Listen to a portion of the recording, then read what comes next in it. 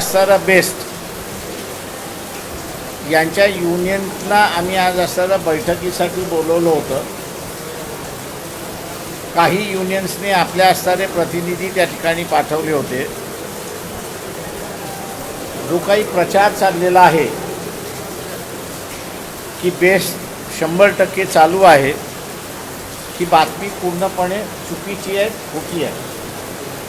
कॉन्ट्रॅक्टवरती घेतलेल्या ज्या बसेस आहेत छोट्या, या 100% चालल्यात याच्याबद्दल दुमत नाही, परंतु बेस्टच्या मालकीच्या ज्या बसेस आहेत, या बेस्टच्या मालकीच्या बसेस 15% सुद्धा चालत नाहीत अशी असणारी परिस्थिती आहे। कॉन्ट्रॅक्टरच्या बसेस का चालवतात याचा असणारा खुलासा अजून कुठेही नाही, पण कॉन्ट्रॅक्टदाराच्या बसेस घेतल्यामुळे बेस्टवरती प्रचंड मोठ्या प्रमाणात लॉस होतो आहे अशी परिस्थिती आहे। पहिला प्रश्न आम्ही असताना विचारतो की स्वतःच्या बसेस असताना आणि मालकीच्या आहेत त्यावेळेस त्या न चालवता आपण कॉन्ट्रॅक्टदाराच्या का चालवताय याचा खुलासा सरकारने केला पाहिजे, कारण का कॉर्पोरेशनमध्ये सेमीची सत्ता आहे अशी परिस्थिती आहे। दुसरा, एस.टी. महामंडळ ही खाजगीकरणाच्या मार्गावरती आहे अशी आमची बातमी आहे। त्यातल्या सगळ्या बसेस एकदा वापरल्या नाहीत, बसेस वापरल्या नाहीत तर त्या वापरण्याच्या लायक राहत नाही अशी परिस्थिती आहे आणि त्यांना रिप्लेसमेंटची चर्चा सुरुवात झालेली आहे। वेगवेगळे मॉडेल्स त्याची चर्चा झालेली आहे, पण त्या सगळ्या बसेस ज्यांच्याकडून घेतल्या जातील त्यांना ड्रायव्हर आणि कंडक्टर पुरवायला सांगितल्या जातील। याचा अर्थ एस.टी. महामंडळामध्ये आता असणारा जो ड्रायव्हर आणि आहे हा पहिल्यांदा धोक्यामध्ये आलेला आहे आणि नंतर क्लिअरिकल स्टाफ जो लागतो एस.टी. महामंडळाला, आता बसेसच नाहीत बघायला, मेंटेनन्स डेपो जो आहे त्याची आता गरज काय अशा परिस्थिती उपस्थित करून त्यांना VRS मोठ्या प्रमाणात दिल्या जातील अशी परिस्थिती आहे। याची जाणीव करण्यासाठी एस.टीतल्या वेगवेगळे कर्मचारीच्या युनियन्स आहेत त्यांना बोलवलं होतं, त्यांची प्रतिनिधी दिलेली आहे आणि त्यांना असणारा आग्रह केलेला आहे की त्यांनी आपापल्या युनियनच्या बैठकांमध्ये ह्या चर्चा करण्यात याव्या, युनियनला भाग पाडावं की आम्हाला कामावरती जाण्यासाठी आदेश द्यावेत। वंचित बहुजन आघाडीसुद्धा एस.टी. महामंडळातल्या आणि बेस्टच्या कर्मचाऱ्यांना आवाहन करते की आठवड्यातून एक दिवस या हे जे सांगितलेलं आहे ते तर पाळायचंच, पण त्याच्याचबरोबर दर दिवशी ज्या ज्या डेपोला आपण अलॉट झालेला आहात त्या डेपोला आपण हजर राहून आपली हजेरी त्या ठिकाणी लावून घ्यायची आणि तिथे विनंती करायची की आम्हाला असणाऱ्या गाड्या बाहेर काढू द्या, तालुक्याच्या बाहेर गाड्या जात नाहीत याची मला जाणीव आहे आणि म्हणून महाराष्ट्र शासनाला आम्ही असणारा विनंती करतोय की केंद्र शासनाने आंतरराज्य ट्रान्सपोर्ट चालू केलेली आहे। आंतरराज्य जाण्या येण्याचं दळण चालू केलेलं आहे, तेव्हा महाराष्ट्र शासनाने आंतरजिल्हा बंदी जी केलेली आहे ती आंतरजिल्हा बंदी त्यांनी उठवली पाहिजे आणि एका जिल्ह्यातून दुसऱ्या जिल्ह्यामध्ये जाण्यासाठी जी काही मुभा आहे ती त्यांनी दिली पाहिजे। केंद्र शासनाने एक बाजारपेठ केलेली आहे। शेतकरी आज असताना म्हणतोय की एक बाजारपेठ झाली पण मला तालुक्याच्या बाहेर जाता येत नाही, तेव्हा ही एक बाजारपेठ नुसतं खापेबाज आहे अशा रीतीने ग्रामीण भागातली चर्चा आहे। महाराष्ट्राच्या मुख्यमंत्र्यांना माझं असणारं आव्हान आहे की माझे असणारे निर्देश हे घटनेसारखे असले तरी त्याचं पालन केलं पाहिजे हे आपण लक्षात घ्या। घटना ही पालन करावी लागते। आज कोविडच्या निमित्ताने कोविडच्या वॉरियरने पूर्णपणे कंट्रोल केलेला आहे, मृत्यूची संख्या कमी केलेली आहे आणि म्हणून लोकांचं दळणवळण हे चालू झालं पाहिजे आणि त्यासाठी पब्लिक ट्रान्सपोर्ट चालू करण्याची घोषणा करण्यात यावी. दिल्लीमध्ये पूर्णपणे रोड ट्रान्सपोर्ट चालू आहे, मेट्रो फक्त बंद आहे. यूपीमध्ये रेल्वेसुद्धा चालू आहे कोविडच्या नावाने आणि पब्लिक ट्रान्सपोर्टसुद्धा चालू आहे. महाराष्ट्र मागासलेला आहे. हे कृपा करून फुले शाहू आंबेडकरांचं नाव घेणाऱ्याने आपला मागासलेलापणा दाखवू नये अशी माझी त्यांना असणारी विनंती आहे.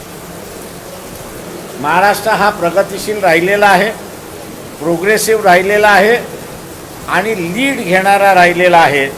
तेव्हा महाराष्ट्राचं ही जी इमेज आहे, या इमेजला या आघाडीच्या सरकारने डागाळू नये अशी माझी विनंती आहे. लोक बाहेर पडायला तयार आहेत, प्रवास करायला तयार आहेत. फक्त बसेस नाहीत, तुम्हाला जे काही SOPs करायचे असेल ते करा आणि पब्लिक ट्रान्सपोर्ट चालू करा अशी विनंती आम्ही महाराष्ट्र शासनाला करतोय. नाही तर आम्ही पुन्हा थाळी वाजवणारं जे आंदोलन आहे ते पुन्हा आम्ही केल्याशिवाय राहणार नाही. आणि लोकांना यावेळेस आम्ही यायला सांगितलं नाही, पण पुढच्या वेळेस मोठ्या प्रमाणात ST स्टँड आणि बेस्ट या ठिकाणी हजारोच्या संख्येने लोकांनी उपस्थित राहावं आणि आम्हाला पब्लिक ट्रान्सपोर्ट पाहिजे. सरकारला माझं विनंती आहे की त्यांनी आम्ही जगावं की मरावं याचा अजिबात विचार करू नये. ज्यांना भीती वाटते ते घरात बसतील, ज्यांना भीती वाटत नाही ते बाहेर पडतील. परंतु आपण 144 आणि जिल्हाबंदी जी केलेली आहे ती पहिल्यांदा उठवावी अशी विनंती आज आम्ही असं करतोय.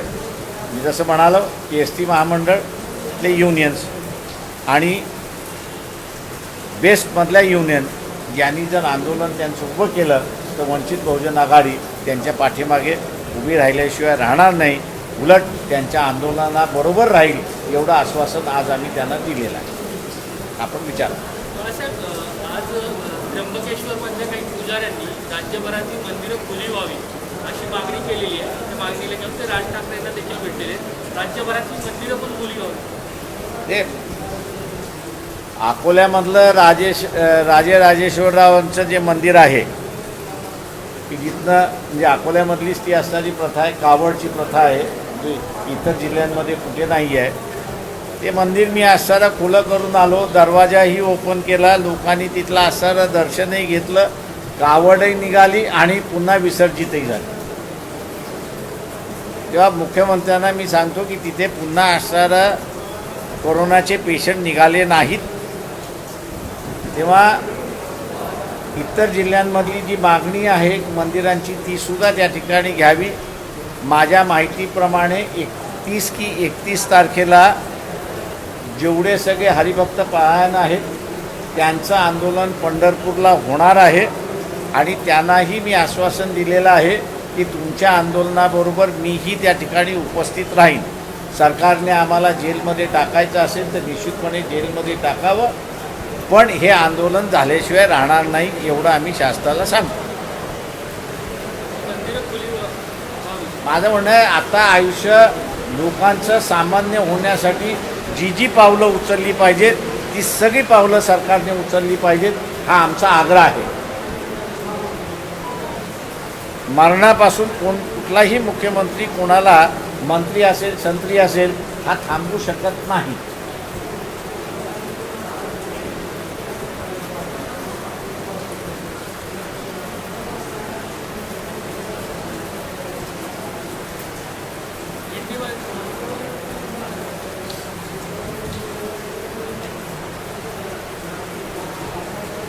देश का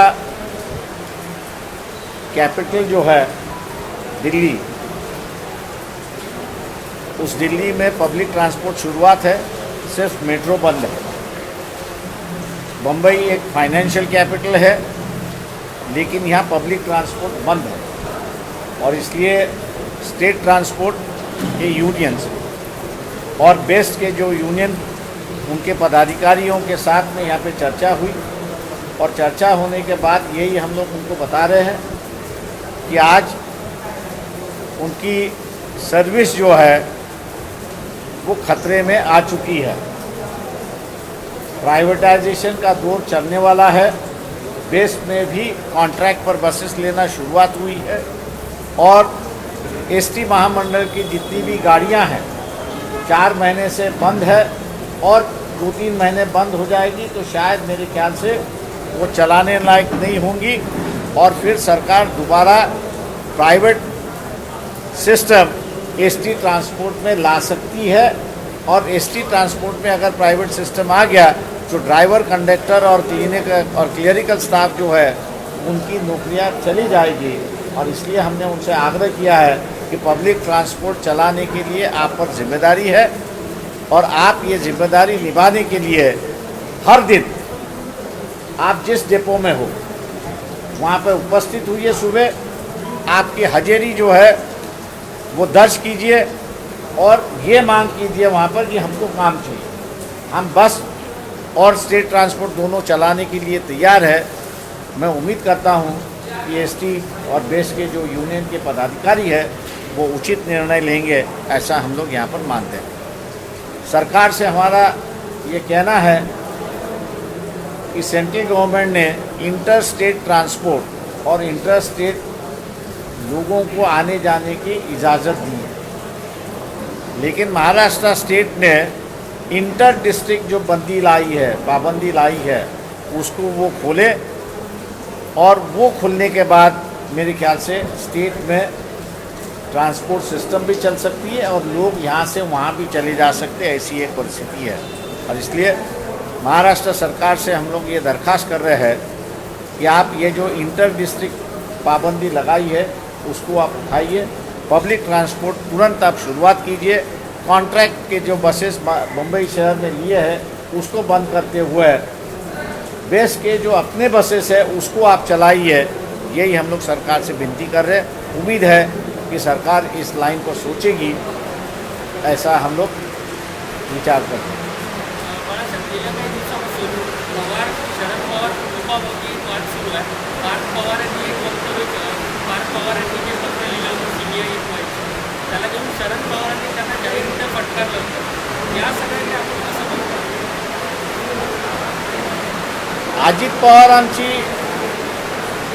उपमुख्यमंत्री म्हणून शपथविधी ज्यावेळेस झाली होती त्यावेळेस ऑनलाईन लोकमतवरती अजित पवारांची मुलाखत होती आणि अजित पवार असं म्हणाले होते की मला बळीचा बकरा का करता। हा तर निर्णय राष्ट्रवादी काँग्रेसचा निर्णय होता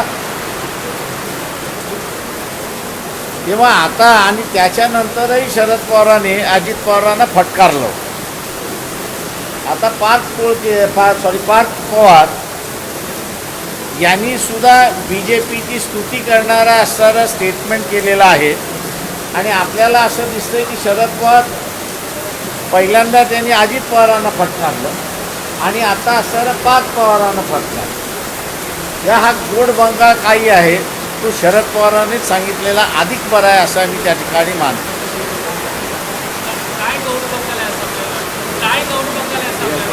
तो जो असेल तो शरद पवारांनी सांगावा ना।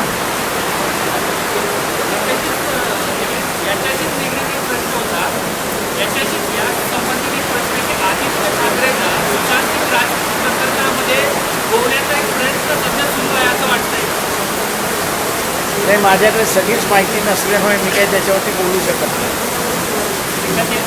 मुख्यमंत्र्यांनी ध्वजारोहणाच्या वेळेस सांगितले की जर पुन्हा गरज पडली तर पुन्हा महाराष्ट्र राज्यात लॉकडाऊन घेण्यात येणार आहे आणि आम्हाला त्याचा एक उदाहरण देताना त्यांनी सांगितलं की अमेरिकेमध्ये शाळा चालू झाल्यानंतर 97,000 विद्यार्थी पुन्हा कोविड आणि महाराष्ट्रामध्ये अजून कोविडचं जे काही चाललेलं आहे म्हणून माझं आपल्या सगळ्यांना विनंती आहे की कोविड पेशंट प्रायव्हेट हॉस्पिटलमधनं किती निघतात आहेत आणि कोविड पेशंट पॉझिटिव्ह हे सरकारी हॉस्पिटलमध्ये किती निघतात आहेत याची जरा आकडेवारी दिली आपण तर लोकांना अधिक माहिती होईल.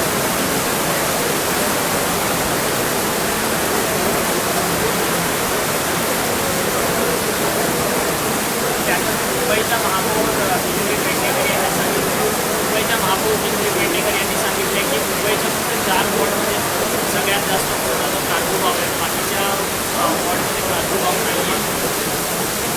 माझं म्हणणं आहे असं काय, मुंबई शहर घ्या किंवा वॉर्ड घ्या, प्रादुर्भाव हा असताना कमी आहे. म्हणजे 4% हा काय प्रमाण फार मोठं आहे असं मी मानत नाही.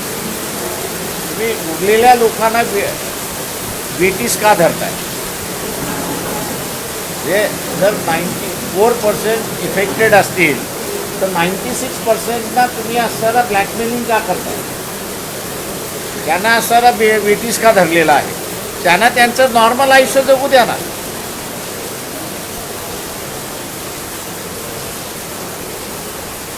थँक्यू. ओके.